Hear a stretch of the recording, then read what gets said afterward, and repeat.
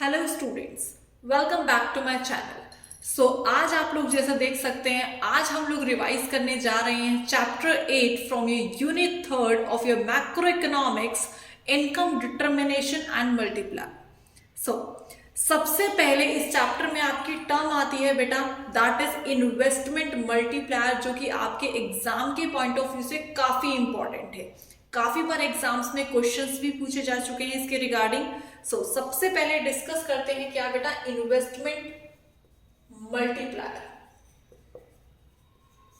क्या है investment multiplier? Basically इसको एक और नाम से भी हम लोग जानते हैं, वो क्या है? Output multiplier. So basically it is a ratio of change in income to change in investment. किसका रेशो है? चेंज इन इनकम का। किससे? चेंज इन इन्वेस्टमेंट से। इसको क्या बोलते हैं? इन्वेस्टमेंट मल्टीप्लायर बोलते हैं। मल्टीप्लायर का यहां पर साइन क्या है आपका? दैट इज के। क्या साइन है? के। सो ये के का फॉर्मूला हमारा बन जाता है क्या? Change in income upon change in investment. Clear? यहीं से बात कर लेते हैं कि के आपके तीन फॉर्मूले निकलते हैं। के कौन कौन से तीन फॉर्मूले हैं? तो सबसे पहला फॉर्मूला तो अभी जैसा कि मैंने आपको बता दिया, change in income upon change in investment. Okay, last chapter में मैंने आपको एमपीसी और एमपीएस जैसा कुछ समझाया था, that was marginal propensity to consume and marginal propensity to save. Okay, so के का एक फॉर्मूला बनता है 1/1 माइनस एमपीसी और दूसरा फॉर्मूला बनता है 1/एमपीएस। क्लियर?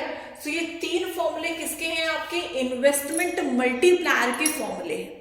बेसिकली यहां पर मतलब ये निकल के आता है कि हमारी इन्वेस्टमेंट जो हमने अपनी इकोनॉमी में करी वो कितने टाइम्स मल्टीप्लाई हुई। ओके, चलिए अब बात करते हैं वर्किंग ऑफ मल्टीप्लायर की, कि बेसिकली ये इन्वेस्टमेंट मल्टीप्लायर किस तरीके से होता है हमारे इकोनॉमी के अंदर। सो जिसने भी मनी मल्टीप्लायर वाला कॉन्सेप्ट समझ रखा है इन योर बैंकिंग चैप्टर, ठीक, उसके लिए समझना काफी इजी रहने वाला है। चलिए अब यहां पर बात करते हैं, सबसे पहले हम लोग ये डिटरमाइन कर लेते हैं, लेट कर लेते हैं कि हमारी जो कंजप्शन रहेगी वो कितने परसेंट से रहने वाली है, या फिर कह लो कि जो एमपीसी रहने वाला है वो क्या रहने वाला है। सो हमने ये अज्यूम कर लिया कि लेट एमपीसी क्या है हमारा 0.8 है। कितना है? 0.8। इट मींस जो भी हम लोग इन्वेस्टमेंट करेंगे उसमें से हम कितने परसेंट कंज्यूम करेंगे? 80% हम लोग कंज्यूम करेंगे। Clear point? आगे देखिए, से अब बनाते हैं राउंड्स। सबसे पहला change in investment, then change in income, then change in consumption and then in change in savings. Clear? Investment हमारी मार्केट में हम लोग एक ही बार करेंगे। ओके, सो राउंड 1 के अंदर हम लोग इन्वेस्टमेंट कर रहे हैं बेटा कितने रुपीस की? 100 रुपीज की। ओके, कि भाई 100 रुपए मैंने क्या कर दिए? इन्वेस्ट कर दिए। अब वो 100 रुपए किसी की इनकम बनी होगी जाके, भाई मैंने इन्वेस्टमेंट कर दिए, मैंने एक पेंसिल बॉक्स ले लिया मान के चलिए। सो वो पेंसिल बॉक्स मैंने जिससे लिया उसकी क्या बन गई? इनकम बन गई। सो ये 100 रुपीज किसी की क्या बन गई? इनकम बन गई। और जैसा कि हमने पहले डिसाइड किया था कि जितनी भी इनकम होगी उसका कितना परसेंट हम लोग कंज्यूम करेंगे? 80%। दैट मीन्स एमपीसी कितना है? 0.8 है। सो 100 में से जब 80% हम लोग कंज्यूम कर रहे हैं तो कंजप्शन कितना आ गया? 80 आ गया। और सेविंग्स कितनी कर ली हमने? 20 की सेविंग्स कर ली। क्लियर? भाई कंजप्शन किया कितने का? 80 का। कंज्यूम माने खर्चा करना। ओके, खर्चा किया मैंने, तो मैंने ये 80 रुपीज किसी को दिए। सो जिसको दिए सेकेंड राउंड में वो क्या बन गया? अगेन इनकम बन गया। क्लियर? ये 80 रुपीज सेकेंड राउंड में क्या बन गई? हमारी इनकम बन गई। देन अगेन भाई इनकम का कितना परसेंट कंज्यूम करना है? 80% कंज्यूम करना है। So that is 64। और कितना सेव कर लिया हमने? 16 हम लोगों ने सेव कर लिया। Clear point? अगेन भाई कंज्यूम करे कितने? 64। अब ये थर्ड राउंड में किसी की क्या बन गई? इनकम बन गई। सो थर्ड राउंड में 64 क्या बन गए? अब किसी और थर्ड पर्सन की इनकम बन गई। देन 64 का 80% फिर हमने क्या किया? कंज्यूम किया, दैट इज 51.2। और जो बाकी बच गया that is called your savings, that will be 12.8। Now अब ये रुकेगा कब जाके? ठीक, सो ये कब रुकेगा बेटा? जब आपकी भाई यहाँ पर तो कांस्टेंट है, ठीक, यहाँ पर तो कांस्टेंट है, किसी भी राउंड में फिर इन्वेस्टमेंट नहीं होने वाली, एक ही बार इन्वेस्टमेंट होती है। सो ये प्रोसेस कब रुकेगा, ये प्रोसेस तब रुकेगा जब हमारी टोटल सेविंग्स किसके बराबर ना हो जाए, इनिशियल इन्वेस्टमेंट के बराबर ना हो जाए। इनिशियल इन्वेस्टमेंट कितनी थी, 100 रुपीज। ओके, सो यहां पर भी सेविंग्स कितनी आएंगी, अब 100 आएंगी हमारी, और तब जाकर ये प्रोसेस क्या होगा, हमारा रुकेगा। Clear point. और नाउ भाई इन्वेस्टमेंट कितनी रह गई, 100। क्लियर है। अब यहां पर क्या वैल्यू है और यहां पर क्या वैल्यू आए हमारी। सो अब ये कैसे निकालेंगे, ये निकालेंगे हम इन्वेस्टमेंट मल्टीप्लायर के फॉर्मूले से। अभी मैंने आपको 3 फॉर्मूले दिखाए, किसके, के, that is called investment multiplier. एक क्या है, 1/1 माइनस एमपीसी। क्या बताया था मैंने, 1/1 माइनस एमपीसी। क्लियर। एक था change in income upon change in investment, और दूसरा था 1/एमपीएस। सो भाई अगर आप सोचने लगे कि change in income upon change in investment वाला ये वाला फॉर्मूला हम लोग लगा देते हैं, क्या आपके पास चेंज इन इनकम है, नहीं है ना। चेंज इन इन्वेस्टमेंट है आपके पास, दैट इज कॉल्ड 100। लेकिन जब आपको चेंज इन इनकम की वैल्यू निकालनी है, इट मींस आपके पास मल्टीप्लायर की भी वैल्यू होनी चाहिए फिर, जो कि हमारे पास नहीं है। सो ये वाला फॉर्मूला तो हम लोग नहीं लगा सकते। क्लियर। एमपीएस हमने अज्यूम करा ही नहीं था, जो कि हम एमपीएस की वैल्यू बेसिकली पुट करके यहां पर के की वैल्यू फाइंड आउट करें। ओके, सो हम लोग क्या करेंगे, इन्वेस्टमेंट मल्टीप्लायर की वैल्यू निकालेंगे, दैट मींस के की वैल्यू हम लोग फाइंड आउट करेंगे, किसकी मदद से, एमपीसी की वैल्यू की मदद से।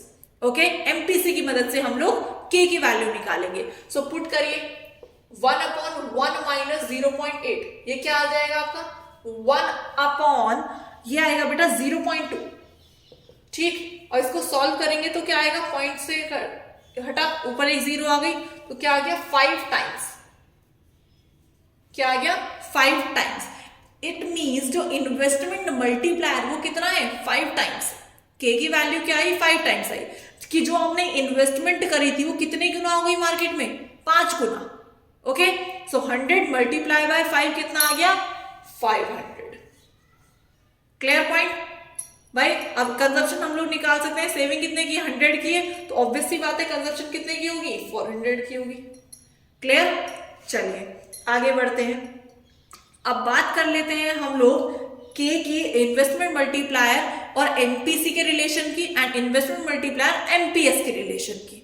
ओके, सो बेटा ये तो हमने बात करी कि भाई हमारी इन्वेस्टमेंट किस तरीके से मल्टीप्लाई होती है मार्केट में, इकोनॉमी में किस तरीके से रन करती है, ये आपको एग्जाम में विद एक्सप्लेनेशन लिख कर आना है।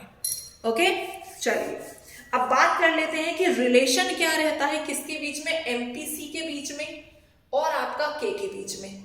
ठीक, देन हम लोग बात करेंगे क्या रिलेशन रहता है एमपीएस के बीच में और आपके के बीच में।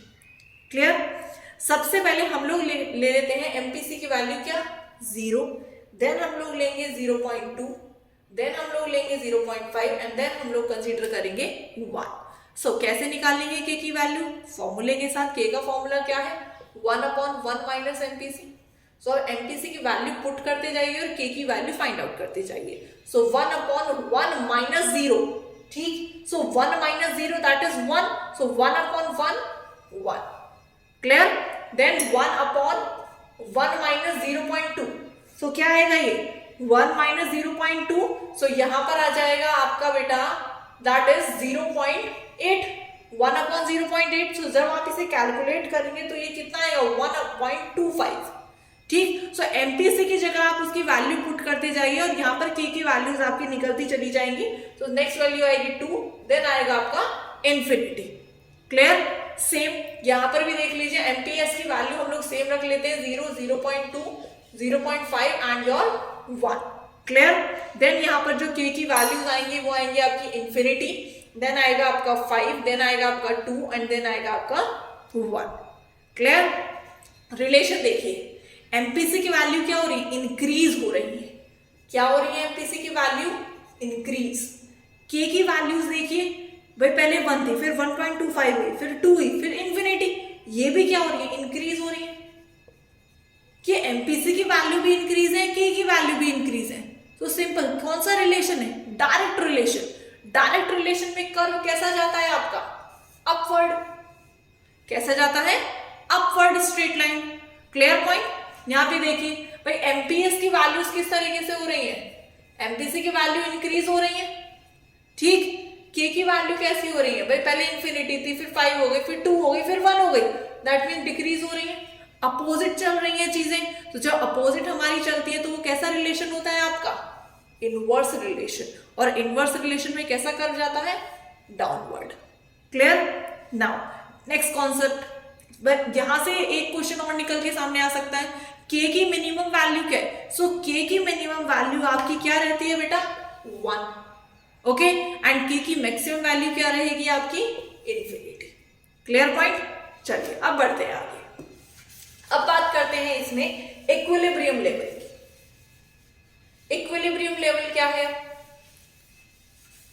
भाई? इक्विलिब्रियम कब होता है? जब हमारा एग्रीगेट डिमांड किसके इक्वल आ जाए? एग्रीगेट सप्लाई के इक्वल आ जाए। सो मैंने आपको कर्व समझाया था, आपको एग्रीगेट डिमांड का भी कर्व पता है और एग्रीगेट सप्लाई का भी कर्व पता है, ठीक। सो एग्रीगेट सप्लाई का जो कर्व होता है आपका वो कितने डिग्री का होता है? दैट इज कॉल्ड 45 डिग्री का। ये क्या है? 45 डिग्री का। एंड एग्रीगेट डिमांड का कर्व कैसे जाता है? कुछ इस तरीके का। जहां पर ये इंटरसेक्ट करते हैं, ये पॉइंट क्या होता है आपका? इक्विलिब्रियम पॉइंट होता है। क्या पॉइंट होता है? Equilibrium point. इट मींस यहां पर क्या है? Full employment. हम ये कंसीडर करके चल रहे हैं इस कर्व के अंदर बेसिकली कि ये क्या है? हमारा फुल एम्प्लॉयमेंट इक्विलिब्रियम लेवल है। क्लियर? नाउ अब बात कर लेते हैं इसमें अंडर एम्प्लॉयमेंट इक्विलिब्रियम लेवल की। So under employment equilibrium level में के अंदर क्या होगा कि जब हमारे पास क्या होता है? रिसोर्सेज फुल्ली एम्प्लॉयड ना हो, ओके, व्हेन एग्रीगेट डिमांड क्या हो जाए? राइटवर्ड शिफ्ट कर जाए, इट मींस इंक्रीज कर रही है डिमांड, ओके, और हमारे पास उतने रिसोर्सेज नहीं है। सो एग्रीगेट डिमांड तो इंक्रीज करी और सप्लाई उतनी ही रही। सो इक्विलिब्रियम पॉइंट अब कहां शिफ्ट हो गया? अंदर की तरफ, ठीक है। इसे क्या बोलेंगे? इसे बोलेंगे हम लोग अंडर एम्प्लॉयमेंट। क्या बोलेंगे? Under employment equilibrium. क्लियर? अब बात कर लेते हैं ओवरफुल एम्प्लॉयमेंट की। ओवरफुल एम्प्लॉयमेंट इक्विलिब्रियम क्या है? जब एग्रीगेट डिमांड क्या होगा? हमारा लेफ्टवर्ड शिफ्ट करेगा, ओके, इट मींस अब एग्रीगेट डिमांड क्या हो रहा है आपका? डिक्रीज हो रहा है, ओके। सो वहां पर भी क्या हो गया? अब शिफ्ट कर गए पॉइंट, ठीक, ये रहा आपका। क्लियर? सो यहां पर जब ये शिफ्ट कर रहा है इट मींस फुल एम्प्लॉयमेंट के ऊपर चली गई चीजें। सो अब क्या हो गया ये पॉइंट? ये कहलाएगा ओवरफुल एम्प्लॉयमेंट। क्या कहलाएगा? Overfull employment equilibrium level. Clear? चलिए अब बात कर लेते हैं इक्विलिब्रियम के कॉन्सेप्ट से ही एडी और एएस की अप्रोच को, कि एडी और एएस का अप्रोच क्या है। सो इसमें सबसे पहले आपको कुछ अजम्पशंस मान के चलते हैं, किसमें? एडी और एएस के अप्रोच में। बेटा कौन कौन सी अजम्पशंस है वो? सबसे पहला जो हमारा प्राइस होगा, इकोनॉमी का प्राइस लेवल, वो क्या रहने वाला है? फिक्स रहने वाला है। क्लियर? सेकंड क्या अजम्पशन है कि हमारी इकोनॉमी कैसी है? क्लोज्ड इकोनॉमी है। कैसी इकोनॉमी है? Closed economy. सेकंड, कोई गवर्नमेंट नहीं है, नो गवर्नमेंट, सरकार ही नहीं है बेसिकली। नेक्स्ट क्या है? शॉर्ट रन में एप्लीकेबल होगा। किसमें एप्लीकेबल होगा? आपके शॉर्ट रन में एप्लीकेबल होगा। सो ये सारी की सारी क्या है? आपकी अजम्पशंस जो कि आपको अज्यूम करके चलनी है, ओके। इससे पहले हम लोग इसका शेड्यूल बनाए, उससे पहले। क्लियर है? चलिए, और नेक्स्ट पॉइंट इक्विलिब्रियम पॉइंट याद रखना है। इक्विलिब्रियम कब होता है? जब एडी की वैल्यू किसके बराबर हो जाए? आपकी एएस के बराबर हो जाए। क्लियर है? चलिए अब इसका देख लेते हैं हम लोग शेड्यूल। सबसे पहले सो शेड्यूल के अंदर हम लोग क्या क्या चीजें लिखेंगे? एक तो लिखेंगे इनकम, देन लिखेंगे कंजप्शन, देन लिखेंगे सेविंग्स, देन लिखेंगे बेटा हम लोग इन्वेस्टमेंट, देन लिखेंगे हम लोग एडी एंड देन लिखेंगे हम लोग एएस। एडी का फॉर्मूला क्या है आपका? पहले फर्स्ट वीडियो में मैंने आपको बताया इस यूनिट की। एडी का फॉर्मूला क्या था? Consumption plus investment. क्या था? Consumption plus investment. एएस का फॉर्मूला क्या बताया था मैंने, क्योंकि एएस को क्या और बोलते हैं, इनकम भी बोलते हैं। सो इसलिए जो इनकम का फॉर्मूला है वही एग्रीगेट सप्लाई का फॉर्मूला है। क्या फॉर्मूला था इनकम का, that was consumption plus saving. So aggregate supply का भी फॉर्मूला क्या रहेगा, कंजप्शन प्लस सेविंग ही रहने वाला है।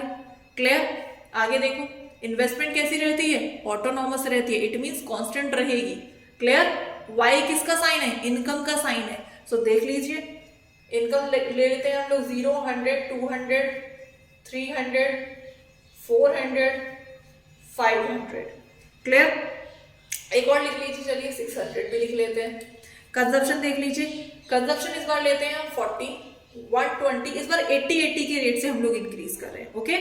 सो 200, 280, देन आएगा आपका 360, 440, देन लास्ट आएगी आपकी 520। ये कॉन्सेप्ट मैं आपको पहले भी समझा चुकी हूँ, that consumption can never be zero and it increases with the constant rate.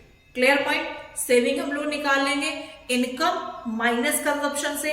सो देखिए क्या क्या वैल्यूज आएंगे, माइनस का 40, -20, 0, 20, 40, 60 एंड 80। ये क्या आ गई, हमारी सेविंग्स आ गई। क्लियर। ना अब इन्वेस्टमेंट क्या रखें भाई, इन्वेस्टमेंट फर्स्ट वैल्यू रख लेते हैं क्या, कंजप्शन की। कंजप्शन क्या है, 40 है, तो इन्वेस्टमेंट भी क्या रख लो, 40 रख लो। सारी की सारी वैल्यू क्या रहेंगी, सेम रहेंगी, बिकॉज इन्वेस्टमेंट कैसी कंसीडर करते हैं हम, ऑटोनॉमस। ऑटोनॉमस क्या होती है, जो बेसिकली सरकार इन्वेस्टमेंट करती है सोशल वेलफेयर के पॉइंट ऑफ व्यू से। क्लियर है। ऐसे साथ के साथ ना आप लोग रिवाइज करते चला करिए, ताकि आपका जो पिछले चैप्टर्स हैं वो भी साथ के साथ रिवाइज होते चले, कॉन्सेप्ट्स को लिंक करते चला करिए। चलिए, सो इन्वेस्टमेंट भी क्या रहेगी, 40। हर एक लेवल ऑफ इनकम पर इन्वेस्टमेंट क्या रहेगी बेटा, कांस्टेंट रहेगी, सेम रहने वाली है, ऑटोनॉमस इन्वेस्टमेंट जिसे हम कहते हैं। एग्रीगेट डिमांड की वैल्यू निकाल लीजिए, कंजप्शन प्लस इन्वेस्टमेंट। सो 40 + 40 80, देन 160, देन 240, देन आ जाएगा आपका 320, देन आ जाएगा बेटा आपका 400, देन आएगा 480, देन आ जाएगा 560। कि किसकी वैल्यूज आ गई, एडी की value, that means aggregate demand की वैल्यू।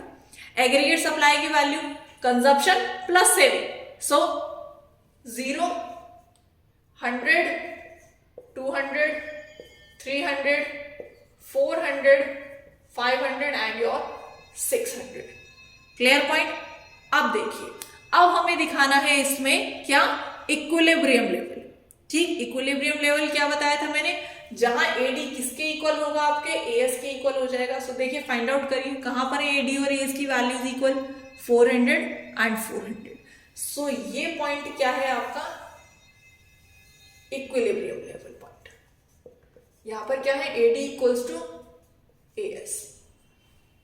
क्लियर। चलिए, अब देखते हैं इसके रिलेशन के बारे में। यहां पे एक चीज और देख लीजिए भाई, एडी इक्वल्स टू एएस तो हमने देख लिया ना, और क्या चीजें देखनी है आपकी, ये सिचुएशन क्या कहती है और यहां पर सिचुएशन क्या कहती है, एडी और एएस के कंपैरिजन में बेसिकली।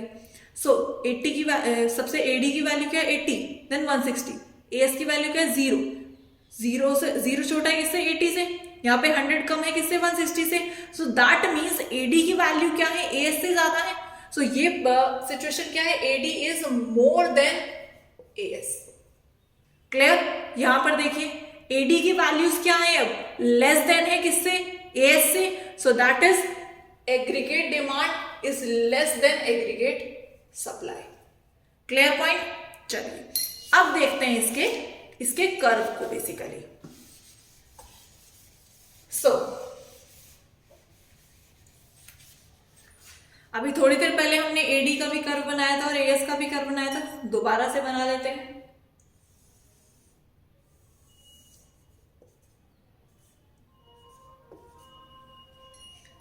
एएस का कर्व 45 डिग्री का रहेगा हमारा, और ये है हमारे किसका, एडी का कर्व। ये पॉइंट क्या है, इक्विलिब्रियम पॉइंट।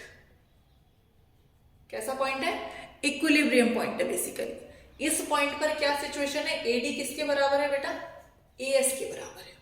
क्लियर ना। अब यहां पर आपको देखना है कहां पर AD is less than AS है और कहां पर AD is more than AS है, और उसके पीछे की स्टोरी क्या है बेसिकली। क्लियर।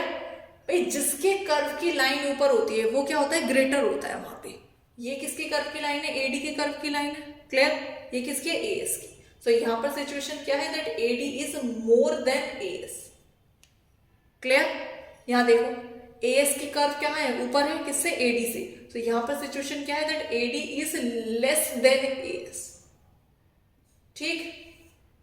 दोनों सिचुएशन निकाल ली हमने, क्लियर है। अब पहले इसकी सिचुएशन समझते हैं। जब AD is greater than AS होगा हमारा, तो सिचुएशन क्या है, एक्सेस डिमांड की सिचुएशन है। क्या सिचुएशन है, एक्सेस डिमांड की सिचुएशन है। इट मींस कि अनप्लैन्ड डिक्रीमेंट जा रहा है किसमें, इन्वेंट्री में, कि भाई सप्लाई उतनी है नहीं मार्केट में जितनी डिमांड हो रही है, ठीक, कि सप्लाई उतनी मार्केट में है ही नहीं जितनी लोगों के थ्रू क्या हो रही है, डिमांड हो रही है। ओके, सो अनप्लैन्ड डिक्रीमेंट हो रहा है किसमें, स्टॉक में, इसीलिए सप्लाई कम रह रही है। सो अब प्रोड्यूसर को क्या करना पड़ेगा, इक्विलिब्रियम पॉइंट पर वापस आने के लिए। भाई ये सिचुएशन कुछ यहां की है, तो यहां से यहां कब शिफ्ट होंगे, जब सप्लाई को क्या करेंगे, इंक्रीज करेंगे। सप्लाई को इंक्रीज कैसे करेंगे, प्रोडक्शन को इंक्रीज करने से, कि भाई प्रोडक्शन को इंक्रीज करिए तो वो किसके इक्वल हो जाएगा, एग्रीगेट डिमांड के इक्वल हो जाएगा एक पॉइंट पर। सो हम लोगों को इक्विलिब्रियम पर वापस आने के लिए क्या करना पड़ेगा, प्रोडक्शन को इंक्रीज करना होगा, क्लियर पॉइंट। ये तो बात किसकी हुई, aggregate demand is more than aggregate supply की। अब बात कर लेते हैं aggregate demand is less than aggregate supply की। दैट मीन्स कि अब हमारी मार्केट में सप्लाई बहुत ज्यादा है और लोगों की डिमांड क्या है, कम है, क्लियर, कि भाई सप्लाई बहुत ज्यादा शुरू हो गई। ये सिचुएशन है कुछ यहां के पॉइंट की, ठीक, कि भाई यहां पर प्रोडक्शन ज्यादा हो रहा है, इतना ज्यादा हो रहा है मार्केट में कि उतनी डिमांड भी नहीं है। सो अब इक्विलिब्रियम पॉइंट पर कैसे वापस आया जाए, तो हमें क्या करना पड़ेगा, प्रोडक्शन में कट डाउन करना पड़ेगा। Okay, so cut down the production. So उसको करने से हम लोग किस पे वापस आ जाएंगे, इक्विलिब्रियम पॉइंट पर वापस आ जाएंगे, क्लियर है। प्रोडक्शन को रोकना पड़ेगा, कंट्रोल करना पड़ेगा प्रोडक्शन को, किस पे वापस आने के लिए, इक्विलिब्रियम पॉइंट पर वापस आने के लिए, क्लियर पॉइंट। बात समझ में, आगे बढ़ते हैं। अब बात करते हैं सेविंग्स इन्वेस्टमेंट अप्रोच की, ठीक। सेविंग्स इन्वेस्टमेंट अप्रोच के अंदर यहां पे दोबारा से हम लोग क्या बनाएंगे बेटा, शेड्यूल बनाएंगे। देखिए असम्पशंस वही सेम रहने वाली हैं जो हमने एडीएएस के अप्रोच में पढ़ी, ठीक है। देखिए बेटा क्या है आपका सेविंग्स इन्वेस्टमेंट अप्रोच।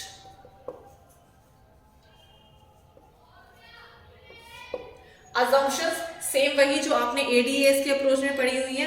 शेड्यूल देखिए, सबसे पहले क्या बनाएंगे, इनकम, देन बनाएंगे consumption, then saving and then investment. Okay, income वही रख लेते हैं 0, 100, 200, 300, 400 and your 500, clear.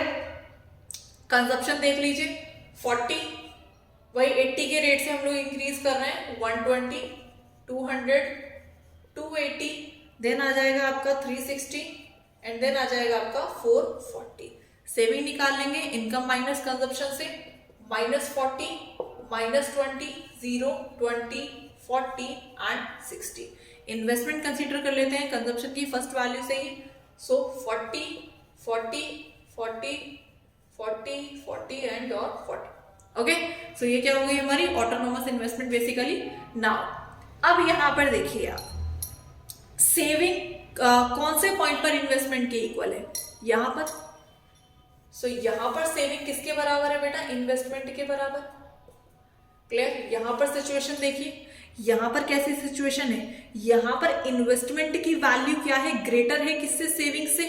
So that means saving is less then income. क्या है, saving is less then income. और यहां पर देखिए सिचुएशन, यहां पर कैसी सिचुएशन है, that saving is more than investment, sorry, ठीक। यहां पर क्या है, saving is less than investment और यहां पर saving is more than investment, clear point. अब बात कर लेते हैं इसके कर्व की। आपको एडीएएस वाला अप्रोच थोड़ा सा लिंक करके चलना पड़ेगा यहाँ पे, सो उसको याद रखिएगा। चलिए अब देख लेते हैं इसके कर्व।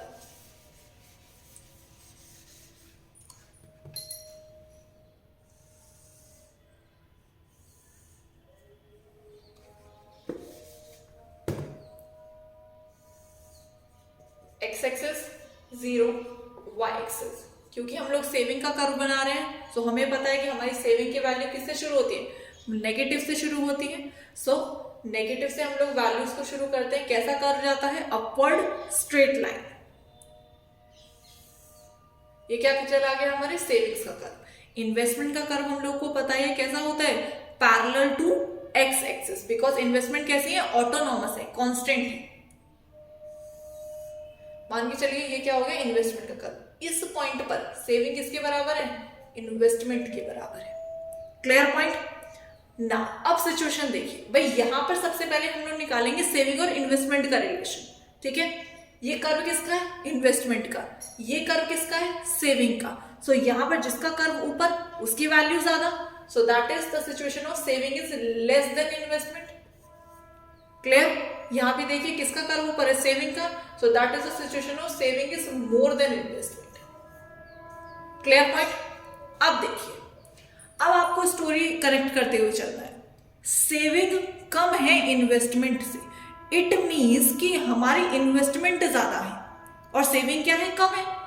सेविंग कब कम होंगी और कंजप्शन कब ज्यादा होगी, जब भाई मार्केट में डिमांड हो रही है। मार्केट में क्या हो रही है, डिमांड बढ़ रही है, ठीक। भाई सेविंग आप लोग कब कम करेंगे, जब हम ज्यादा पैसे खर्च करेंगे। ज्यादा पैसे खर्च करने का मतलब क्या है, ज्यादा डिमांड करना। सो यहां पर सिचुएशन क्या है कि भाई डिमांड ज्यादा है, किससे, इट मींस एग्रीगेट सप्लाई से। सो ये सिचुएशन क्या है, aggregate demand is more than aggregate supply. Clear. It means when saving is less than investment, then aggregate demand is more than aggregate supply. Clear point. यहां पे देखिए भाई savings ज्यादा है, भाई मैं सेविंग्स ज्यादा कर रही हूं, इट मींस मैं खर्चा कम कर रही हूं। इट मींस मैं मार्केट में डिमांड अब क्या कर रही हूं, कम कर रही हूं। भाई सेविंग ज्यादा कर रही हूं ना, इट मींस मार्केट में डिमांड कम चल रही है मेरी। सो यहां पर सिचुएशन किसकी बनी, that aggregate demand is less than aggregate supply. तो कैसे कनेक्ट करेंगे आप, that when saving is more than investment, then aggregate demand is less than aggregate supply. Clear point, बात समझ में आई। सो बेटा ये तो कॉन्सेप्ट हुआ आपके इस चैप्टर का। यहाँ पे आपके चैप्टर 8 का भी रिवीजन क्या होता है, फिनिश होता है। नेक्स्ट वीडियो में हम लोग चैप्टर 9 को रिवाइज करेंगे। So thank you so much. And अगर आपको वीडियोस पसंद आ रही हैं तो शेयर करिए ज्यादा से ज्यादा, सब्सक्राइब करिए मेरे चैनल को एंड कमेंट करिए अगर आपको कोई भी क्वेरी आती है, कोई भी डाउट आपका आता है। लाइक करिएगा वीडियोस को and thank you so much. मिलते हैं नेक्स्ट वीडियो में, बाय।